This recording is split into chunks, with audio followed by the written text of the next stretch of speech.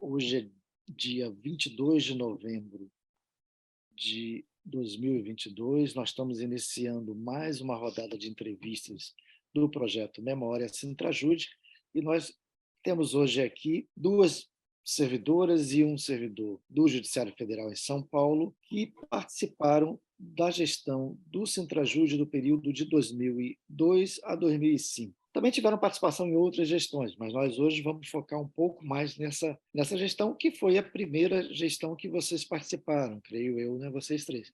Nós estamos aqui com a Carmen Dora, servidora aposentada da Justiça do Trabalho, em São Paulo, com a Cecília, que é servidora também aposentada da Justiça Eleitoral em São Paulo, e com o Sanches, que é da Justiça Federal de Franca, que não está aposentado ainda. Eu vou pedir para vocês começarem com uma apresentação de vocês e que vocês falem um pouquinho sobre o início dessa relação com o sindicato, notadamente o momento em que vocês decidiram entrar para a direção do sindicato. O que levou vocês a fazer isso? O que vocês estavam pensando naquele momento? Qual era a militância que vocês tinham? Foi um período muito rico na militância, né? Esse período de 2002 a 2005. Eu queria primeiro que vocês fizessem essa apresentação e falassem o que levou vocês a entrar para o sindicato. Aí depois a gente prossegue abordando mais esse período, que foi um período que aconteceram muitas coisas no campo político, tanto da categoria quanto do país em geral. Eu comecei na Justiça Eleitoral em 96 e entrei para o sindicato entre 97 e 98, como minha filha. A partir de 98, eu entrei na diretoria de base, naquelas lutas pelo PCS2, ainda pelo iniciozinho do PCS2, e nós tínhamos algumas pendências no eleitoral e acho que também na trabalhista, de um pessoal que entrou em 98 e foi colocado abaixo do nível de entrância. Tinha um probleminha lá. E por conta dessas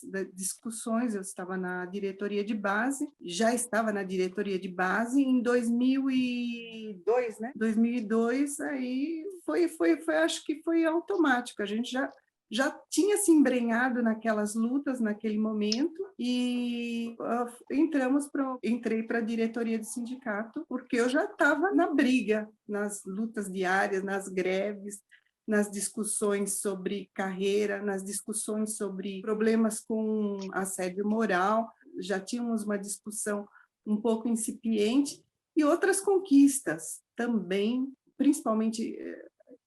Eu entrei mesmo no sindicato, agora eu lembrei, nas lutas, foi por conta da creche no TRE. Nós não tínhamos direito, não tivemos mesmo em nenhum momento no TRE direito à creche, mas a gente tinha uma ajuda de custo muito pequenininha e para crianças menores de 7 anos. Nos juntamos, diversas mães, e a gente tentou, num movimento dentro do TRE, para ver se a gente conseguia colocar as crianças numa escola só e o TRE aumentasse a participação deles, né? Ou então a participação fosse total do TRE, mas a gente não conseguiu, foi algo que a gente não conseguiu nem aumentar a cota de creche, mas foi uma luta que juntou muita gente, a Ana Flávia, a Fernanda, o pessoal de base do TRE. E, a partir daí, foi uma coisa se juntando à outra, assim,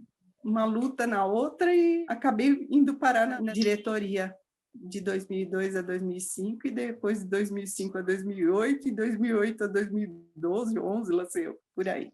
Carmen, com você aí, se falar um pouquinho sobre esse primeiro momento de entrada na direção do sindicato, o que te aproximou do sindicato? Carmen Dora de Freitas Ferreira, sou aposentada do TRT São Paulo, onde ingressei nos idos de 1978. E eu já acompanhava a atividade sindical porque eu achava importante para a preservação dos nossos direitos. E quando eu me aposentei, que foi em 1996, se não me engano, eu já era sindicalizada e teve um evento do sindicato num hotel chamado Atibainha, um lugar muito bonito, né? E eu fui nesse evento. E estava em período eleitoral, estavam se formando as chapas. E eu me candidatei. Não é bem que me candidatei, eu fiz um pronunciamento porque o tribunal, naquela época, sempre ficava devendo diferenças salariais para nós. E, com muita luta, o sindicato entrava com os pedidos e eles pagavam. Mas aí eu me aposentei. E um mês depois que eu me aposentei, o tribunal pagou uma diferença salarial para todos os ativos e não pagou para os inativos. E eu fiquei assim, por que não pagou? Fui lá perguntar. A resposta, porque você é aposentado. Eu achei um absurdo. Se você é um aposentado e você tem o direito, você não recebe por conta disso, isso reforçou a minha vontade de participar do sindicato e de entrar para a diretoria. Então, como teve aquele congresso, acho que era um congresso, não lembro mais, faz muito tempo, eu fiz esse pronunciamento, né, contra essa atitude discriminatória do tribunal, porque ativos e inativos, e a expressão inativos acho que não cai muito legal, porque nós estamos aposentados, mas nós não estamos inativos. Mas essa diferenciação entre funcionários da ativa e funcionários aposentados, eu acho que ela era muito discriminatória e não podia prevalecer, porque, afinal de contas, as nossas dificuldades continuam existindo. Então, eu entrei para a diretoria com o propósito de defender os aposentados. Mas eu acabei representando toda a categoria, não tinha experiência nenhuma como dirigente sindical, e eu fui aprendendo, e eu me aprofundei mais no estudo das nossas questões, me interessei mais em saber as nossas diferenças, não só do meu tribunal, que é o TRT São Paulo, mas dos outros tribunais que nós estamos juntos, e procurei fazer um trabalho assim de integração e de interação para que todos nós tivéssemos uma condição melhor, tanto aposentados como ativos. Então, a minha entrada e a minha maior vocação para a atividade sindical se deu em razão da defesa do direito dos aposentados. Agora, Sanches, com você. Então, eu entrei na Justiça Federal em 1991. Na verdade, eu sou oriundo de um concurso do TRT. Não fiz concurso na Justiça Federal. Aí, um determinado momento, o tribunal, precisando de alguns servidores, solicitou ao TRT que tinha um concurso válido e o TRT cedeu, acho que 30 servidores que iriam ser lotados na Justiça Federal e cedidos para o tribunal, para prestar serviço do tribunal, porque o tribunal tinha tido uma ampliação e não tinha servidores para ajudar naquela ampliação. E aí eu fui nessa condição. Então eu fiquei uma temporada como servidor da Justiça Federal e prestando serviço no tribunal. Até que em um determinado momento o tribunal começou a dizer para os cedidos que quem não fizesse opção iria ter que voltar para a sua origem. Como eu não conhecia nada da primeira instância, porque eu só tinha trabalhado no tribunal, eu fui procurar saber se era comigo a conversa e recebi a informação que sim. E aí fiz a opção para continuar no tribunal. E lá cheguei a exercer uma função de supervisão, onde eu conheci o Klein, e aí fizemos uma amizade, como temos até hoje. Aí surgiu a oportunidade de vir para Franca, e eu vim para cá e estou aqui até hoje. E já estando aqui em Franca, então começaram as lutas, né, pelo PCF1 e aqui não tinha nenhum ativista e muito menos eu. E aí a gente passou a conversar, começou a participar, começamos a primeira greve, recebemos uma visita do Klein, que era diretor da primeira gestão, e foi importante para a gente. E aí quando teve esse congresso que a Carmen Dória citou agora, nós fomos para lá e eu consegui que fossem várias pessoas de Franca e lá começaram as coisas e as nossas intervenções e a gente acabou sendo convidado para formar a chapa que ia ser, porque ia ter eleição logo em seguida, e a gente foi convidado a participar dessa chapa. E a minha primeira atividade de fato, como diretor do sindicato, foi que eu tinha uma licença-prêmio que eu podia tirar, que eu estava pensando em guardá-la para contar em dobro como tempo de contribuição, mas aí teve a reforma, havia tido a reforma do Fernando Henrique em 98, e eu perdi esse direito de me aposentar quando estava previsto, e aí eu achei conveniente colocar essa minha licença-prêmio lá. Aí eu tirei a licença-prêmio e fui me dedicar ao sindicato. Foi quando eu conheci mais diretores, conheci a estrutura do sindicato e por lá fiquei. E nesse período a gente teve algumas lutas e o mandato venceu, formamos uma nova chapa e continuamos lá. Fiquei nesse primeiro período, depois da licença-prêmio, eu voltei para a base e aí o sindicato pediu minha liberação e teve um diretor administrativo que, ouvindo algumas falas, algumas denúncias, inclusive de um colega da Trabalhista, que tinha sido diretor do sindicato anteriormente, de que a lei não previa tantos liberados assim, e aí por conta dessa falação, e eu acredito que até com auxílio da pessoa que era minha esposa na época, também servidora, minha licença foi cassada, eu fiquei 1 ano com a licença cassada, e a gente fez algumas atividades e eu retornei. E aí eu fiquei mais um mandato liberado, e durante essa gestão a gente fez muitas atividades.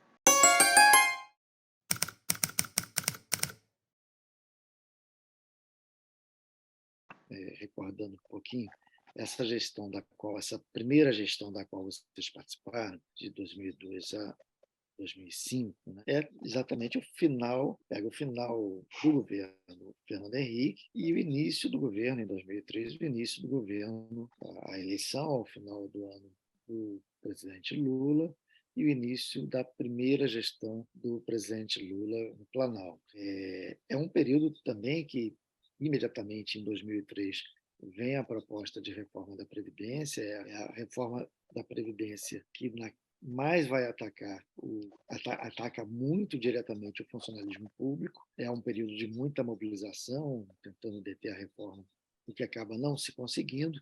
Também é um período em que o início da discussão do PCS 2, né, no caso, e também plano de carreira e depois PCS2, e também é o período em que, em decorrência desse início do governo Lula e da reforma da Previdência, discordâncias com relação ao modo como a Central Única dos Trabalhadores, a CUT, vinha atuando, levam, em 2005, à desfiliação da CUT. Eu queria que vocês falassem um pouco sobre esse período aí de gestão. O Sanches, não, ele só fechou ali, ele já deve voltar, que vocês comentassem aí o que vocês lembram, recordam dessa primeira gestão de vocês no sindicato.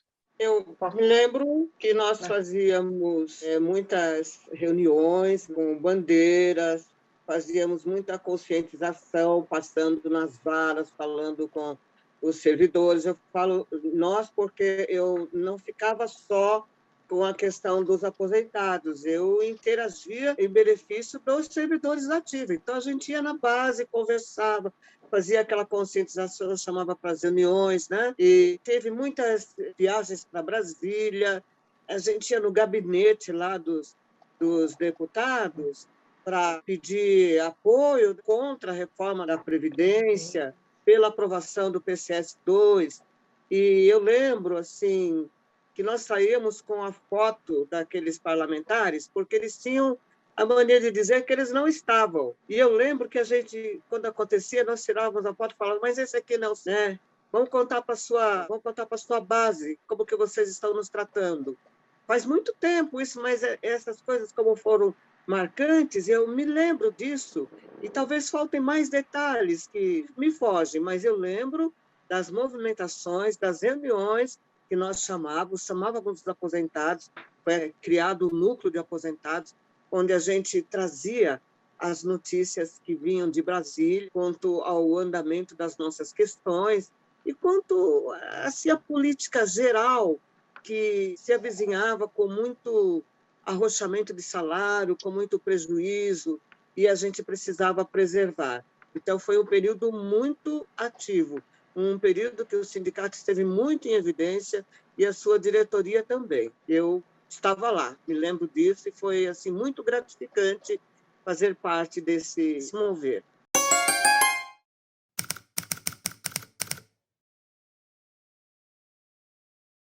Foi realmente um período de muita tensão. Nós tivemos aquela primeira reunião com o Berzoini e a gente fez algumas discussões antes e eu fui para essa reunião achando que, foi a primeira, assim, luta, como fala, não é principal, porque a previdência não era uma questão somente nossa. Era uma questão de todos, né? De todos os funcionários, do funcionalismo público, dos aposentados ou não. Era uma questão de todos. Era uma questão muito importante. Então, eu achei que, sabe, era uma discussão. Estava evidente que aquilo era uma injustiça muito grande, que perda de direitos trabalhistas é uma coisa que consome muito da gente, porque é uma injustiça muito grande. Em lugar da gente avançar, a gente tem tanta coisa pelo que lutar, aí vem um plano de um governo novo e coloca exatamente as nossas cabeças no corte, né? Foi assim, foi muito tenso. E eu fui para aquela reunião com o Berzoini, né? Que aquela não era uma reunião só, eram diversos líderes de diversos sindicatos e a gente teve a liberdade de perguntar. Então, choveu perguntas em cima dele, dando motivos que não havia motivo para aquele corte. Nós tínhamos um estudo econômico daquela época que dizia que não havia razão. Eles cortaram simplesmente os nossos direitos porque cortaram. Não melhorou em nada para ninguém, ainda por cima nos prejudicaram com a cobrança também da Previdência dos Aposentados, que até hoje nós ainda pagamos. Não melhorou nada para ninguém, não melhorou economicamente o país, não melhorou nada. Nós não vimos melhoria nisso, né? E eu me lembro da frase que o Berzoini disse no final. Isso foi terrível. Ele disse mais ou menos isso: quer vocês queiram, quer não, esse projeto vai passar em cima de vocês, e vai passar. Ele disse isso com tanta certeza que aquilo me causou assim uma tensão muito grande, uma tristeza. E assim mesmo a gente foi para a luta, foi para Brasília, fomos em caravana, fui de ônibus, lembro bem, nós paramos no meio do caminho para tomar banho num lugar que não tinha banho, foi terrível. Diversas vezes acampamos em Brasília, fomos em todos os gabinetes, falar com um monte de parlamentares. E o pior, assim, a sensação mais triste que eu tive foi no dia da votação e que eles fizeram passar o projeto realmente, sabe? Assim, foi terrível. Para mim foi assim, terrível. Foi legal porque nós conseguimos juntar muitos funcionários públicos, né? Foi uma vitória nesse sentido, foi uma vitória porque nós amadurecemos bastante. Foi uma luta que nos fez ver realmente o que nós somos e o que o governo é, o que é o trabalhador, a luta do trabalhador, a luta árdua do trabalhador para manter seus direitos, né, e ainda tentar avançar. Mas foi uma luta dura, né? Foi uma luta que nos ocupou, nossa, muito tempo. Foi terrível. E os malefícios dela, até do projeto, né, ter passado, nós estamos sentindo na pele até hoje. E não melhorou nada para ninguém. Pior ainda, né? E ao invés de se colocar, se aumentar os direitos do trabalhador, né, ainda perdemos tanto nós do serviço público, quanto o restante dos trabalhadores da parte privada também estão perdendo cada vez mais. Eu acho que aí, nesse campo, eu acho que a gente teria que atuar realmente, por isso a importância do sindicato, da fortaleza do sindicato, fortalecimento dos sindicatos, porque nós temos que continuar essa luta para tentar anular todas as perdas de direito que aconteceram agora. Isso daí só com muita luta, muita briga, muita união. Você participou em Brasília do ato no dia da votação? Sim, participamos, nós ficamos até tarde lá e foi terrível, foi terrível.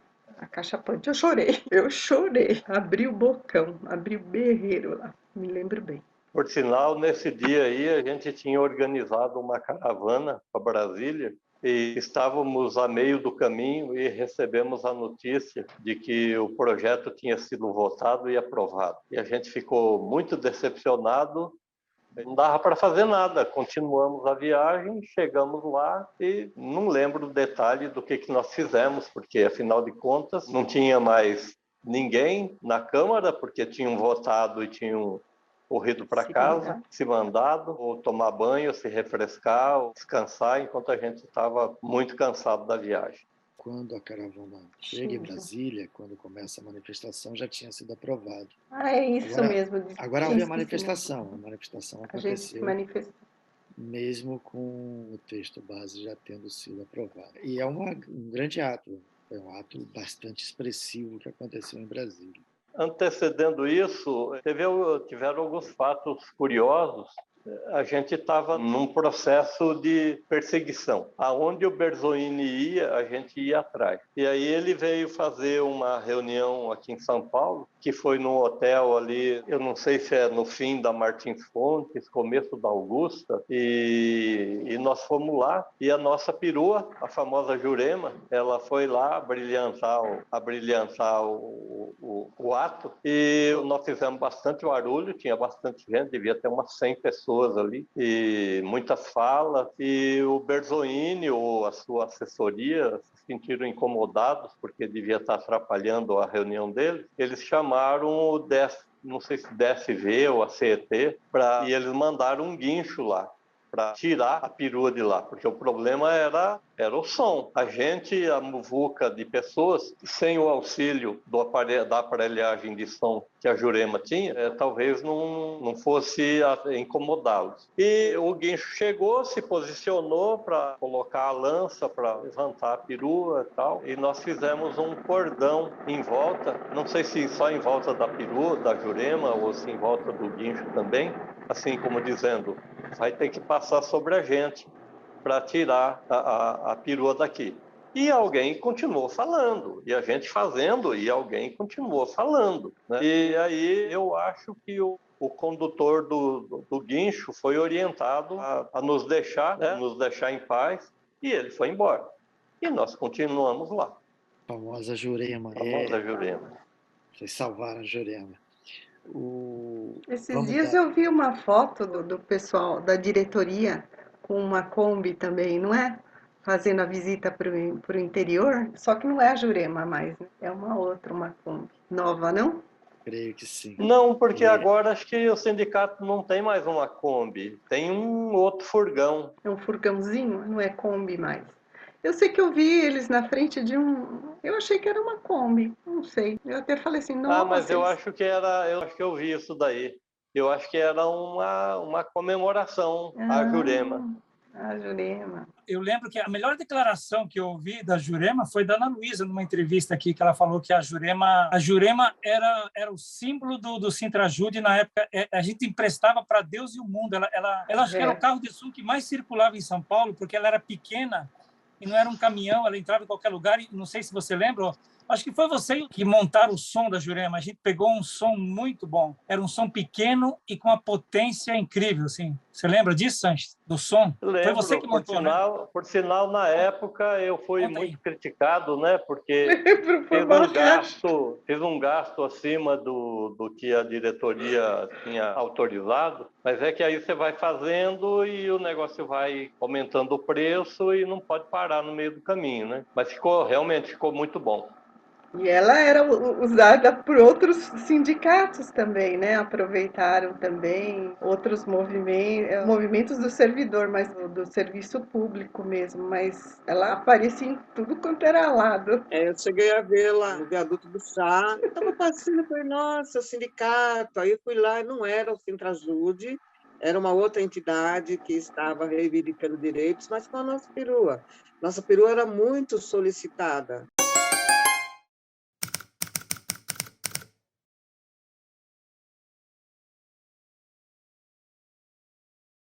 Nós ficamos assim, o nosso sindicato realmente um sindicato de luta, nós fizemos história, porque nós éramos muito resistentes, ainda somos resistentes, né? Sabe, eu ultimamente criei uma frase que eu uso sempre nos meus pronunciamentos. Nós somos a resistência positiva em movimento. Por quê? Nós somos a resistência positiva em prol daquilo que o ordenamento jurídico, que a primazia da realidade reservou para nós, e que se nós não ficarmos atentos, nós vamos perdendo.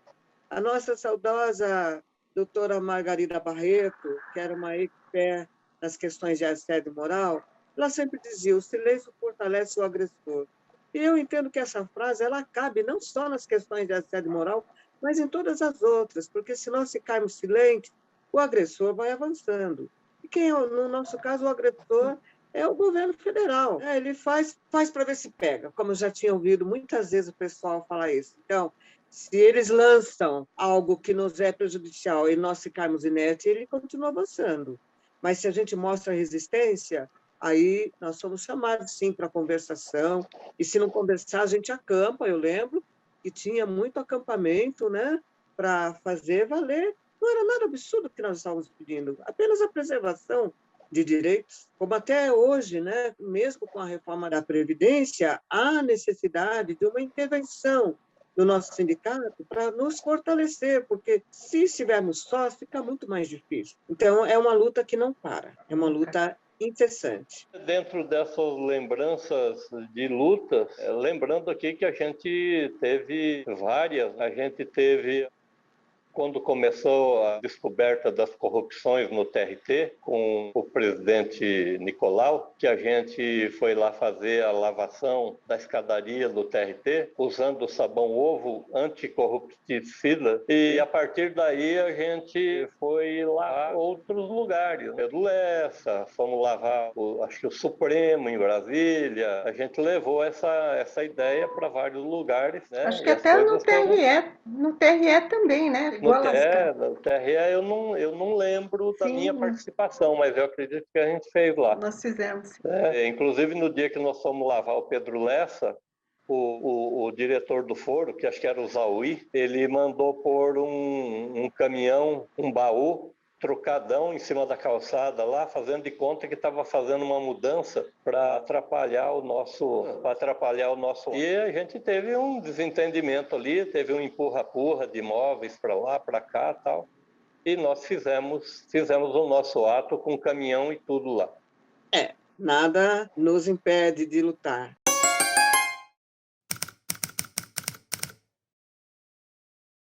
Nos impede de lutar. E, a par disso, de fazermos a lavação, eu me lembro também, eu estava presente também na lavação.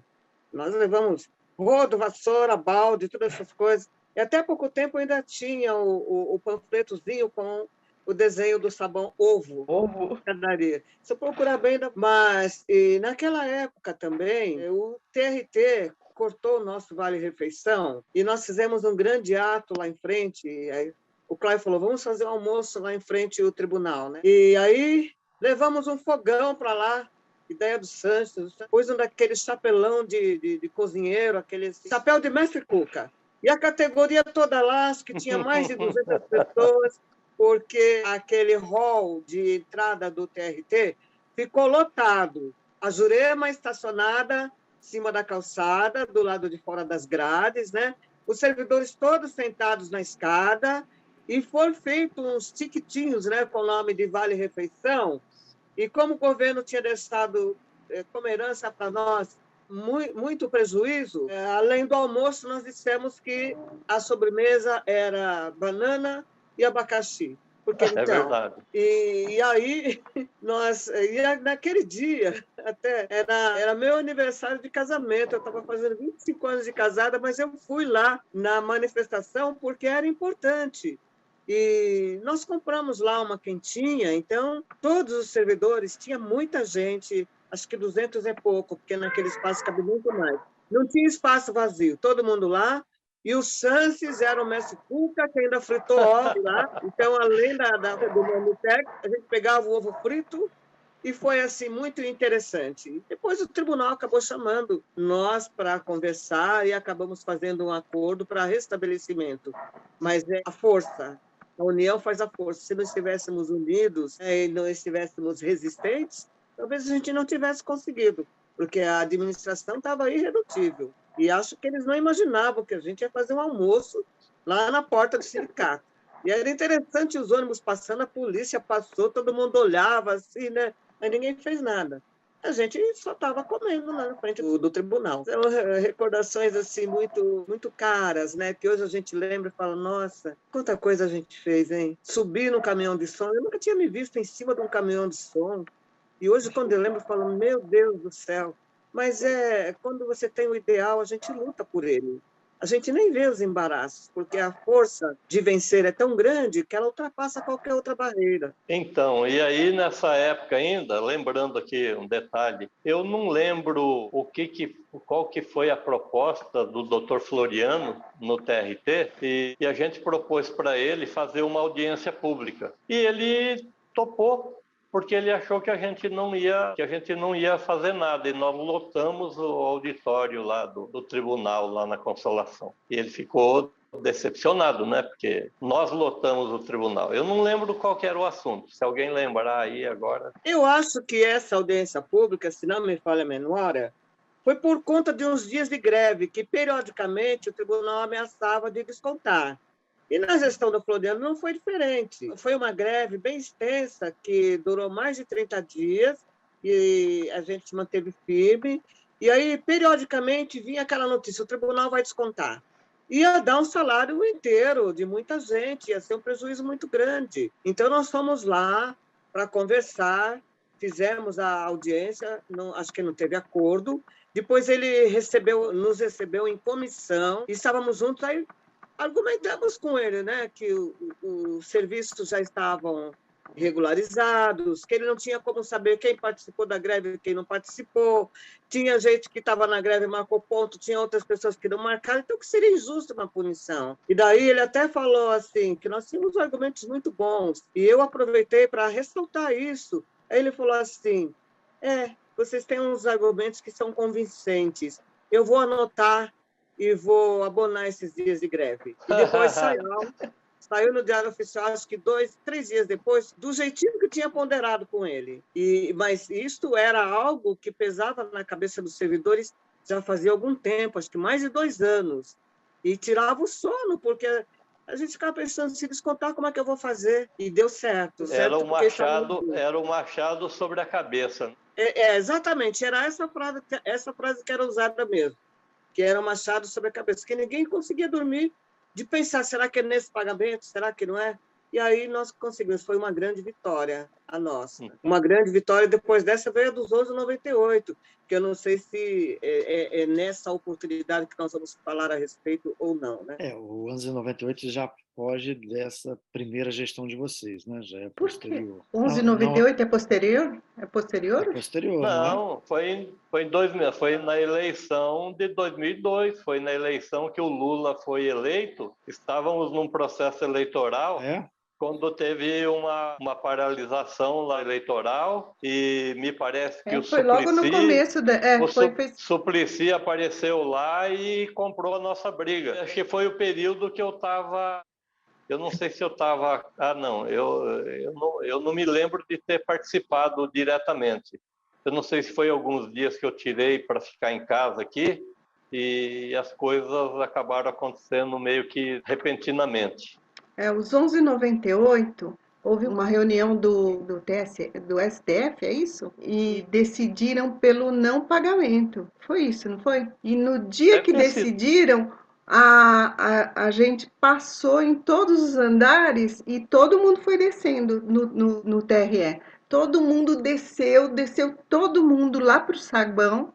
Assim, a gente foi passando pelas sessões e foi convocando o pessoal para se manifestar, e foi ali que começou. No dia seguinte a gente paralisou. Eu não lembro dos detalhes mais, gente, é muita coisa, muita luta, e eu acabo confundindo tudo. Eu sei que a gente fez uma mobilização bastante rápida naquele dia e depois nos dias posteriores, e a gente conseguiu reverter.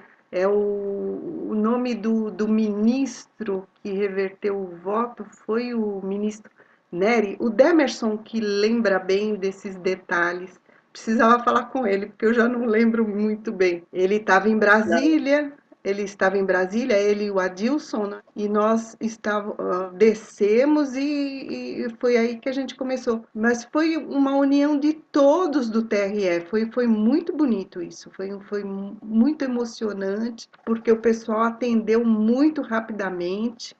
A gente passou pelas sessões e eles desceram. Foi muito legal. Nessa questão da reversão do voto, eu não me lembro exatamente quando foi, mas eu sei que teve uma assembleia muito grande, que tinha umas 5.000 pessoas, porque tinha servidores de todos os tribunais e mais caravanas que vieram do interior, todos em frente ao eleitoral, e o nosso caminhão desfilando. Muito bonito, foi muito bonito. E aí eu estava em cima do caminhão, acho que estava a Ana Luísa também, e a gente costumava ficar sobre o caminhão, né? E aí foi dada a palavra para mim, e a gente estava emocionado, e eu lembro que eu falei assim, que num gesto de brasilidade, vamos cantar o hino nacional. E foi um coro uníssono, que só de lembrar ficou toda arrepiada. 5.000 pessoas cantando o hino nacional, lá, todo aquele entorno do eleitoral, cheio de gente que não dava para passar. Foi algo assim magnífico. Olha, muita coisa marcou, mas esse dia ficou realmente na minha memória, porque não tinha palavras.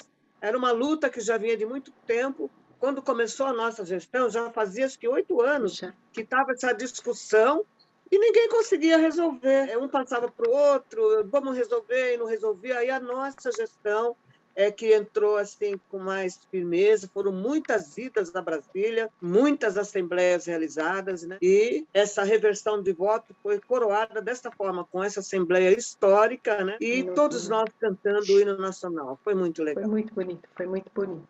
Foi realmente... Muito emocionante. Foi emocionante. Os 11,98 foi demais. 11,98%. 11,98%, para quem estiver nos ouvindo, para quem for ler as nossas memórias, é que o governo simplesmente resolveu tirar do nosso salário 11,98%.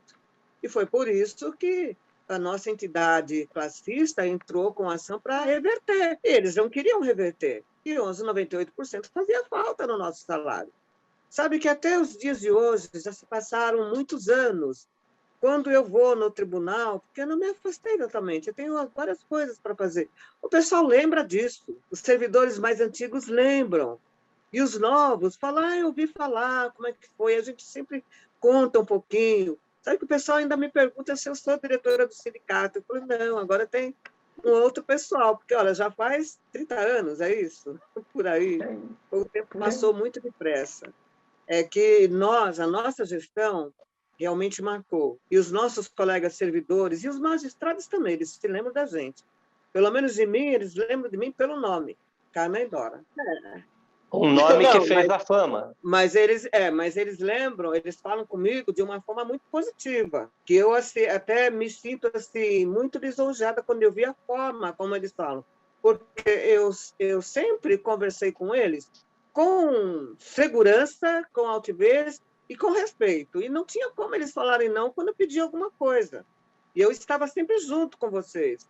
Todo mundo falava e eu falava também. E eles lembram das minhas ponderações. Essa decisão do doutor Floriano, que nós estávamos em conjunto, mas foram as expressões que eu usei, que ele falou, eu vou pôr no despacho exatamente do jeito que você está falando. E nós fomos embora falando, será que ele vai fazer? E estávamos de prontidão, caso ele não fizesse, para retomar a mobilização. Então, nós marcamos. E quando eu vou lá no Tribunal do Trabalho, o pessoal também se lembra de mim, se lembra pelo nome. E é muito gratificante, sabe? Saber que nós fizemos algo que ajudou muita gente, muitas famílias, que tirou um pesadelo de cima de todo mundo. É muito, muito gratificante isso.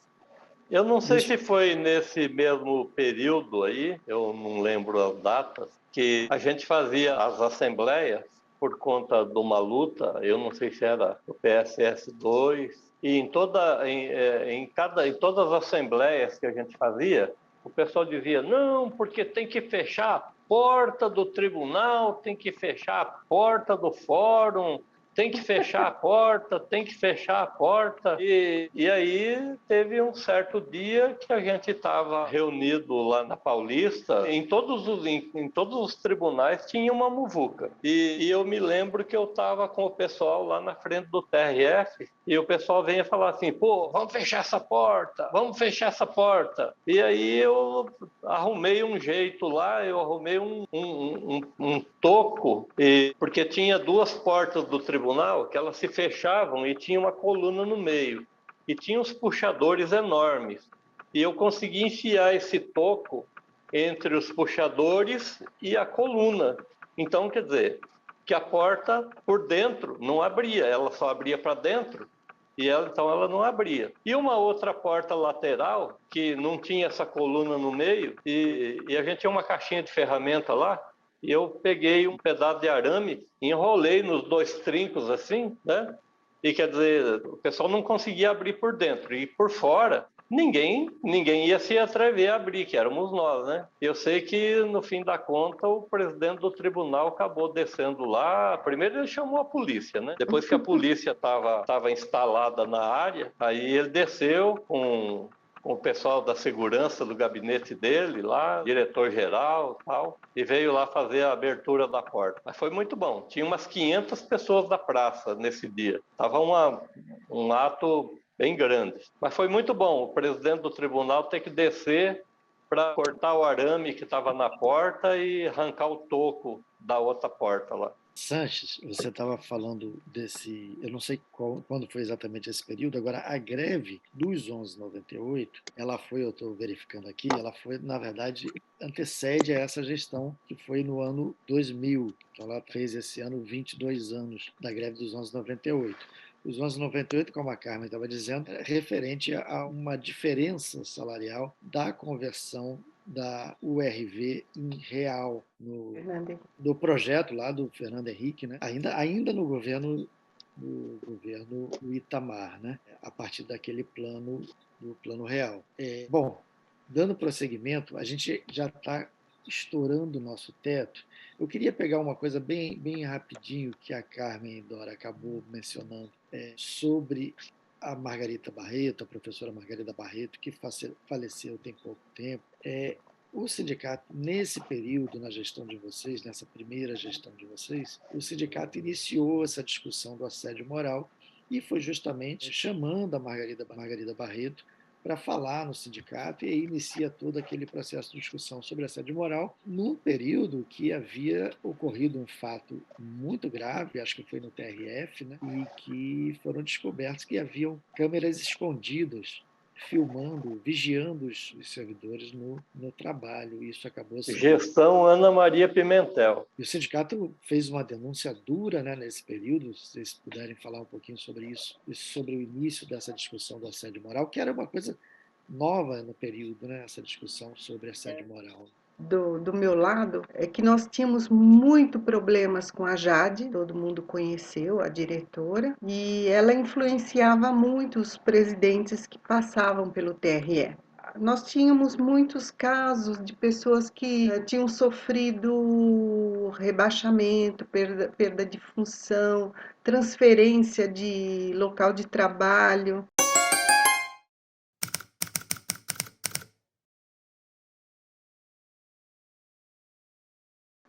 E aí, quando a gente começou a discutir os problemas dos outros tribunais também, juntos, do federal e do trabalhista, é que a gente começou a estudar esse assunto também, né? Não foi somente a Margarida Barreto, né? A Margarida Barreto se tornou um nome, um expoente dessa luta, mas a gente tinha também outros lutadores que até nem me lembro o nome completo. Tem a Terezinha da Universidade Federal da Bahia, tinha um outro que escreveu livros, fez pesquisas, e por conta disso também nós fizemos diversas pesquisas dentro dos tribunais para tentar detectar onde estavam as pessoas que estavam sendo prejudicadas e por quê.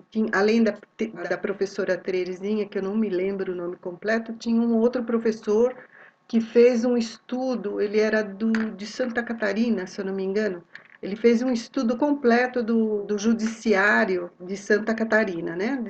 No caso dele, ele fez o estudo lá em Santa Catarina e fez 3 livros, eu não me lembro o nome dele mais, mas que foi muito importante. Foi uma série de discussões que a gente abriu no sindicato para detectar onde nós tínhamos esses problemas, o que fazer, né? E formamos até uma comissão de discussão do assédio moral, contratamos uma assessora de apoio psiquiátrico, que ela já trabalhava com isso, meu Deus do céu, eu sou péssima com nomes, e fizemos, durante anos, nós fizemos diversos trabalhos dentro do sindicato, trabalhando em cada tribunal com as pessoas que sofreram assédio, que tiveram problemas psiquiátricos, psicológicos por conta disso. Foi uma luta muito, muito grande. Eu acho que a gente plantou uma semente muito grande de discussão. Hoje se fala, se conhece,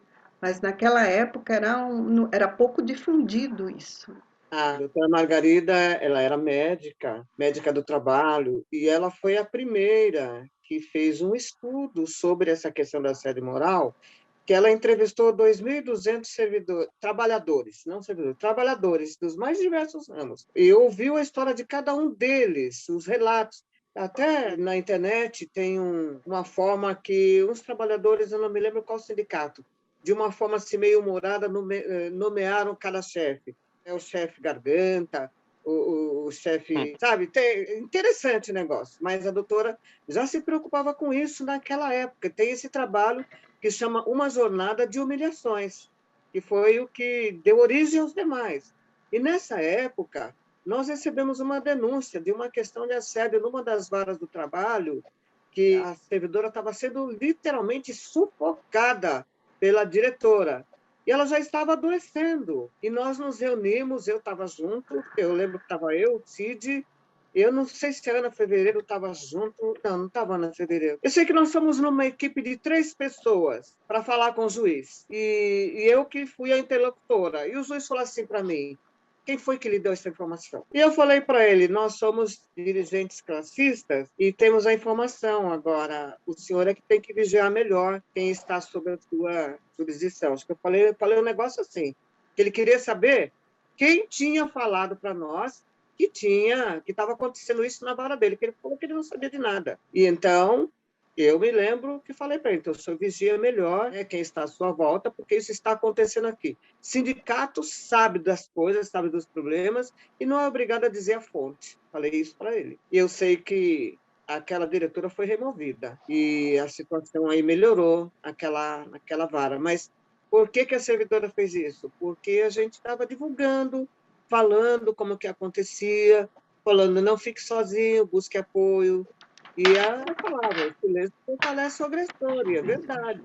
Porque toda vez que você tem uma situação gravosa e a pessoa não faz nada, quem provocou aquela situação gravosa fica achando que não vai acontecer nada. É a mesma coisa com as questões discriminatórias. Se ninguém fala nada, se o ofendido não se manifesta, ele não se manifesta, não é porque ele não quer, mas é porque ele não sabe aonde ir, para quem ele pede socorro e o que ele vai fazer. E o judiciário, quando se pronuncia sobre essas questões, ele dá umas condenações muito irrisórias, que o agressor fala só isso e ele faz de novo. Então, o nosso papel é estar permanentemente, né, conscientizando e capacitando, para que as pessoas saibam que elas não estão sozinhas e que para tudo existe uma saída, e nada é eterno. Não me recordo de tudo, mas estava vendo a professora Terezinha Souza. Ela, na época, inclusive, fazia parte, atuava junto com a Margarida Barreto, depois ela acaba atuando separadamente. Se não me engano, ela tinha um apelido que a gente chamava Baiana. Baiana, isso. Terezinha Baiana. Essa mesmo.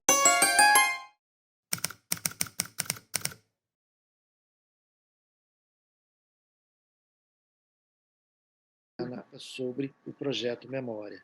Vocês poderiam falar um pouquinho sobre qual a importância na avaliação de vocês da preservação da memória sindical, das lutas, das iniciativas da categoria?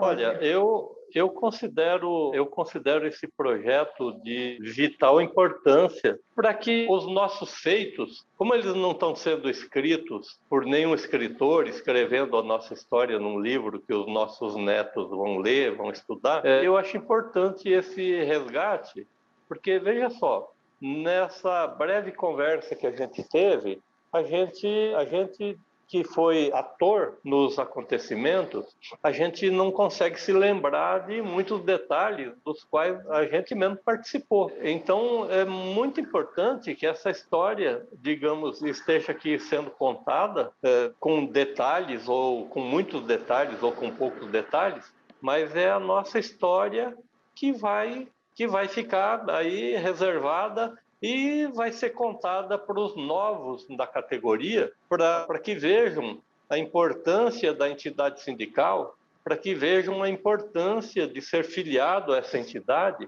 porque, afinal de contas, a entidade que nos defende, ela não vive de vento, né? E ela nem é patrocinada por nenhum governo, ela é patrocinada por nós mesmos. Então, esse projeto de resgatar e descrever a nossa história, eu acho muito importante e acho até que demorou para que alguém tivesse a ideia de fazer e levar adiante.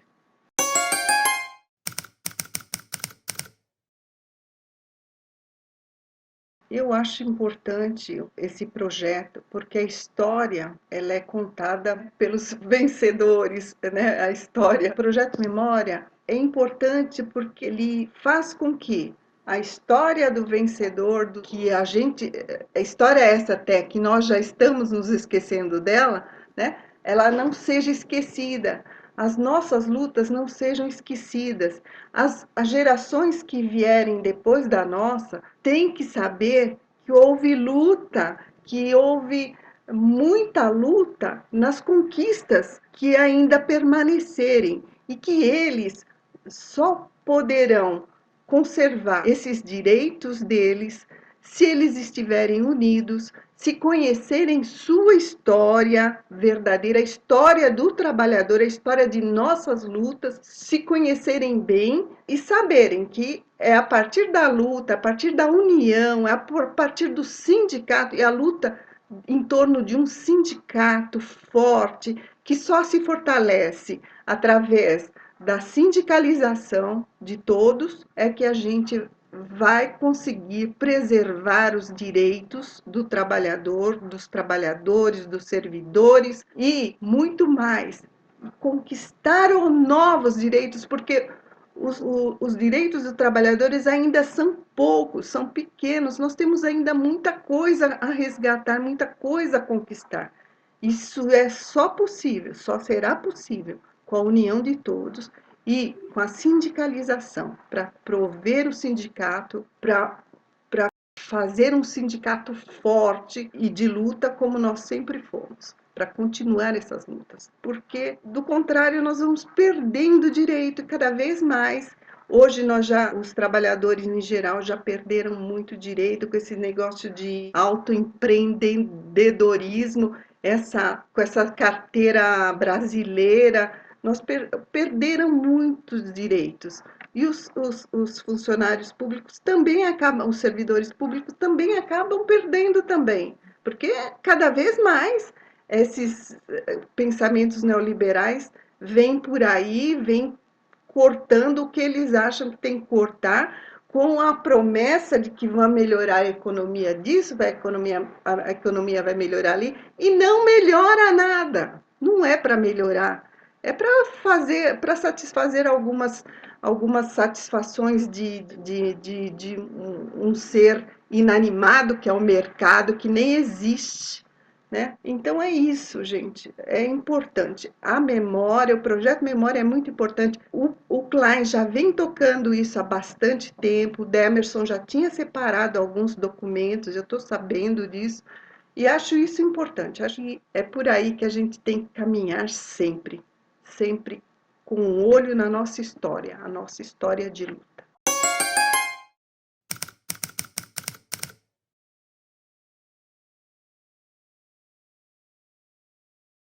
Na nossa gestão, foi criado um slogan: sindicato é para lutar. A entidade sindical, no seu sentido amplo, está elevada à categoria constitucional, como defensora dos direitos dos trabalhadores. Nós sabemos que é importante a existência das leis, mas elas não são suficientes para preservar e garantir os nossos direitos. Demanda uma conscientização, uma capacitação permanente, né, para que cada um saiba como se defender nas diversas situações. A nossa gestão foi assim muito inovadora, porque não era muito comum a presença de mulheres na chapa, geralmente eram homens, né? E aí eu até faço um destaque para mim, mulheres negras.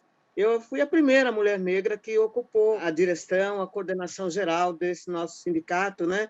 E nós queremos deixar transcender de que nós podemos estar onde nós quisermos. Até mesmo o direito das mulheres, o direito de fala, ainda era um pouco receoso naquela época. Agora que nós temos mais liberdade, que nós nos posicionamos mais, que a gente conquistou mais alguns espaços, porque naquela época ainda era restrito. Então, mulher dirigente sindical não era muito comum, e mulher dirigente sindical negra era menos comum ainda, e a gente enfrentava muitas barreiras, mas nós não podemos retroceder. Então, esse projeto Memória, eu acho que ele é muito, muito interessante, ele é muito importante, porque o preço da liberdade é a eterna vigilância. E o sindicato está sempre vigilante. E o dia que nós deixarmos de estar atentos, então tudo estará assim, já está tudo à deriva, mas não podemos deixar que tudo continue assim. Nós continuamos de pé, nós continuamos acreditando no ideal de justiça, nós continuamos acreditando que uma entidade sindical forte pode muito, nos efeitos esperados. Então, eu me sinto assim muito feliz por ter integrado o Sintrasud, essa diretoria, por ter participado das lutas, por ter sido protagonista. Quem virá depois de nós, as pessoas precisam saber que existiu alguém que começou essa luta, que era difícil, mas que nós estamos em frente. E assim, se eles estiverem enfrentando dificuldades, eles verão, não, mas olha, aquela direção, aqueles diretores, eles passaram por isso, eles superaram, nós podemos superar também. Então, é muito feliz essa ideia de escrever a memória. Verba volanti, scripta manenti. Esse vocado jurídico diz, as palavras voam, mas a escrita permanece. Então, nós temos muita coisa. Tem coisas que já se apagou da nossa memória, mas quando estiver escrito, elas permanecerão. Somos vencedores, somos uma entidade forte. Eu queria muito brevemente que cada um de vocês falasse, se fosse possível, recordar um momento, um episódio, uma situação ou algo que marcou muito nessa atuação sindical de vocês, algo que vocês que ficou muito gravado na mente de vocês no período em que vocês atuaram como dirigentes sindicais. Olha, para mim, foi essa assembleia que tinha 5.000 pessoas. Eu falo 5.000 porque a imprensa noticiou que tinha 5.000. Eu só lembro que de lá do alto do caminhão, eu olhava assim, estava tudo cheio de gente. Não era só na rua Francisca Michelina, onde fica o tribunal. Lá na Maria Paula também estava tudo. E a imprensa falou que tinha esse número. E eu estava lá, eu em cima do caminhão, falando da nossa vitória e chamando, vamos cantar o hino nacional, num gesto de brasilidade. Foi essa a expressão que eu usei, que não se apagou da minha mente e que eu me lembro. Eu fiquei muito emocionada de ver todo mundo cantando o hino nacional e de saber que valeu a pena toda aquela luta. Outros momentos bonitos aconteceram, mas esse, em especial, foi muito marcante. É difícil falar de um momento específico, para mim, pelo menos. Teve esse momento da Francisca Michelina, que acho que foi um dos mais emocionantes mesmo, Carmen. Teve uma reunião pós-greve com todos os secretários e o presidente do tribunal, e eu fui sozinha para essa reunião onde a gente discutia a reposição das horas. E assim, eu consegui, em seguida, eu estava lá no meio daquele monte de gente querendo me matar, porque eu não concordava com a reposição hora a hora, né? E falava da reposição por trabalho parado, e um pouquinho depois chegou, acho que o Demerson, eu não lembro mais quem chegou. Chegou mais gente, mas naquele instante eu estava numa tensão enorme, porque eu não concordava. Se o trabalho já tinha sido realizado, por que nós teríamos que compensar hora a hora? E saímos daquela reunião com a certeza de que a gente não teria que compensar hora a hora. Foi assim, foi muito, muito, muito assim. Foi emocionante porque para chegar para o pessoal e falar assim, olha, nós tivemos tantas horas perdoadas, né? Acho que foram assim 50% ou 60% das horas foram perdoadas e depois as restantes nós teríamos que compensar por trabalho represado. Nossa, foi muito bom. Foi uma vitória e tanto. Foi muito bom. Foi uma negociação muito boa para nós. Nós nunca mais conseguimos uma negociação igual a essa. A gente conseguiu outras boas, mas essa negociação aí foi muito especial. E os 1198, aí eu não sei, teve tantos momentos em Brasília que a gente viu aquele monte de gente reunida também em torno de outras reivindicações nossas, foram assim emocionantes também, acho que, e aprendizado, como você disse, né? Aprendizado foi o tempo todo, para mim, pelo menos, foi um aprendizado de vida, o tempo todo. Cada dia era um aprendizado novo. E eu, inclusive, nessa época, fui estudar Marx, fui estudar Lenin, fui estudar um monte de pessoas e fui tentar entender o que acontecia. Para mim, foi um crescimento. Eu acho assim, eu cresci muito em experiência, eu cresci em conhecimento de vida, conhecimento de história, conhecimento foi para mim foram grandes momentos, momentos de aprendizagem, momentos de crescimento. Foi muito importante para mim. O sindicato, para mim, sempre foi importante não somente pelas conquistas, mas pelo crescimento, pelo entendimento, por tudo que ele significou para mim como pessoa, como crescimento pessoal também. Entender a história da gente, dos trabalhadores, entender o que nós somos, o que nós representamos nessa estrutura toda de poder, quais são nossas armas para lutar e usar essas armas bem usadas. Nossas armas são essas, é o sindicato, é a luta, é a briga, é a vigília, como diz a Carmen Dora, é a vigília constante, né? E eu acho que o sindicato foi importante para mim também por isso. Pessoalmente foi importante também. Não ganhei nada, não ganhei, não é financeiramente a importância, é importante se foi entender a vida, entender o que nós somos nesse mundo, dentro dessa estrutura, né? O que o trabalhador representa nessa estrutura toda. É isso, foi muito importante. Então, a gente fica emocionado de ver, principalmente ver a emoção da Cecília, da Carmen Dora, de falar das lembranças. Eu, sinceramente, nunca me achei capaz de fazer coisas todas que a gente fez. E a gente fez porque tinha a categoria junto. Inclusive, um detalhe que eu comentei agora há pouco, que foi do dia que nós trancamos a porta do TRF, que o presidente teve que descer lá para cortar o arame e arrancar o toco que a gente tinha colocado de obstáculo para as portas abrirem, mas isso tudo foi feito porque você tinha o suporte, o respaldo da categoria, porque sozinho a gente muito mal e porcamente conseguia colocar uma faixa na frente do tribunal. Então, a importância do sindicato para mobilizar e a importância da categoria atender o chamado do sindicato. Porque o sindicato, as quatro paredes do sindicato, elas não fazem nada, elas não movem nada.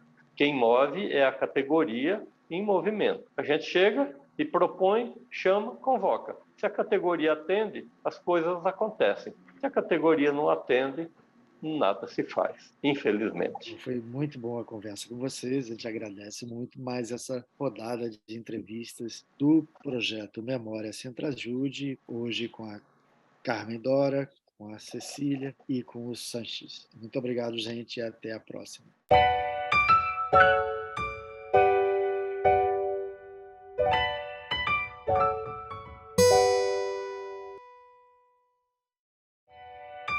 Obrigado.